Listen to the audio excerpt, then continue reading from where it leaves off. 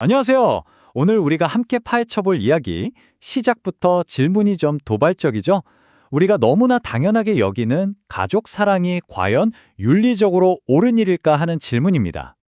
자, 바로 이 질문으로 한번 시작해 볼까요? 가족을 사랑하는 거요.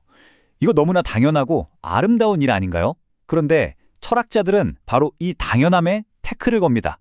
이 질문이 오늘 우리가 끝까지 물거늘어질 핵심 주제라고 할 수 있겠네요.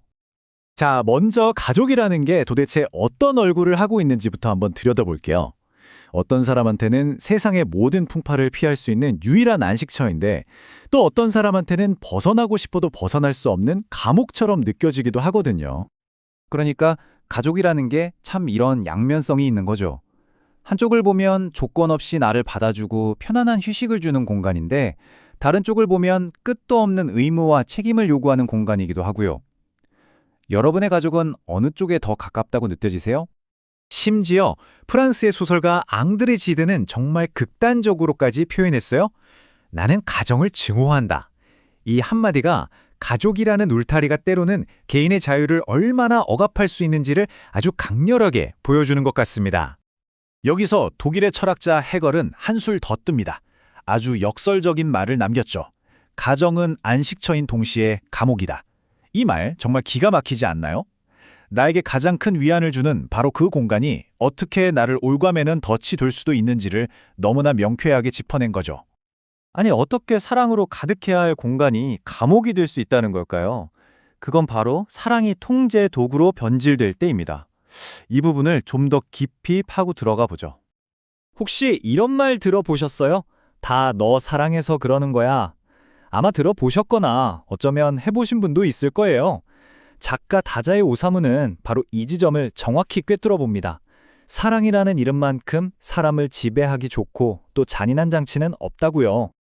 이런 통제적인 가족관계를 설명하는 아주 중요한 개념이 있는데요. 바로 철학자 에리히 프롬이 말한 공서적 융합이라는 겁니다. 이게 뭐냐면요. 부모와 자식이 마치 한 몸인 것처럼 서로에게 착 달라붙어서 자녀가 독립적인 한 명의 개인으로 커나가는 걸 막는 상태를 말해요. 프롬은 이게 진짜 사랑이 아니라 미성숙한 사랑의 한 형태일 뿐이라고 아주 날카롭게 비판했죠. 자, 그런데 물론 가족에 대해서 이렇게 부정적인 이야기만 있는 건 아니겠죠. 이제 감옥이라는 비유에 정면으로 맞서는 가족의 아주 이상적인 모습에 대해서도 이야기해봐야죠. 실존주의 철학자 가브리엘 마르셀은요, 가족을 정말 아름답게 봤어요. 가족이란 내가 굳이 무언가를 증명하지 않아도 내 존재 자체를 그냥 인정받을 수 있는 유일한 곳이라는 거죠. 사회의 그 모든 압박에서 벗어날 수 있는 진정한 성역인 셈입니다.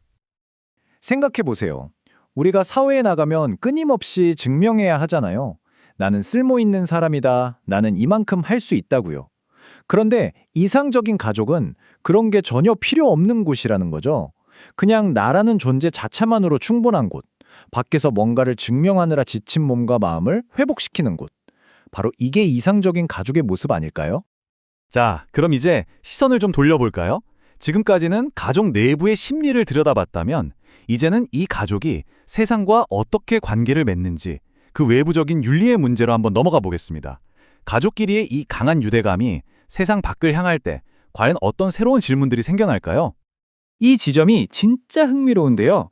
동양과 서양을 대표하는 두 거장이 정말 비슷한 말을 했다는 거예요. 공자는 아들이 아버지의 죄를 숨겨주는 게 오히려 옳은 일이라고 했고, 아리스토텔레스는 내 목숨을 구해준 은인보다 아버지를 먼저 구해야 한다고 봤어요.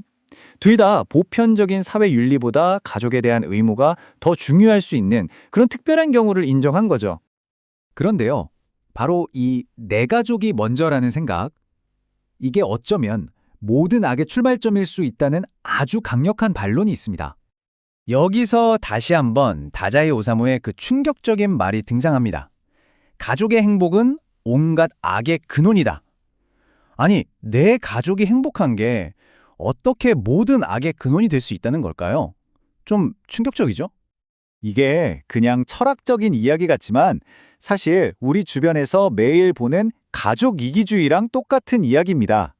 식당이나 학교 같은 데서 내 가족, 내 새끼만 챙기다가 다른 사람들의 권리나 행복을 아무렇지 않게 짓밟는 모습들, 바로 이게 현대판 가족 이기주의의 예시들이죠. 그럼 우리는 도대체 어떻게 해야 할까요?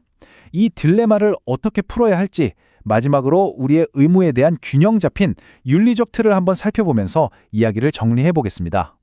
실천 윤리학의 거장이죠. 피터 싱어는 이렇게 말합니다.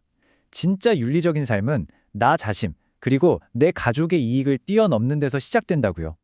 핵심은 뭐냐면 내가 도덕적으로 고려해야 할 대상의 범위를 계속해서 넓혀가는 거예요. 내 가족만 챙기는 걸 넘어서서 낯선 사람, 더 나아가 사회 전체의 이익을 함께 생각하는 것.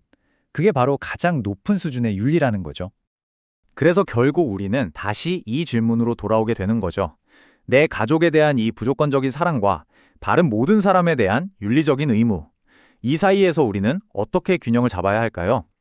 여기엔 정해진 답이 없습니다. 이 질문을 오늘 여러분의 삶에 한번 직접 던져보시면서 이번 이야기를 마무리하겠습니다.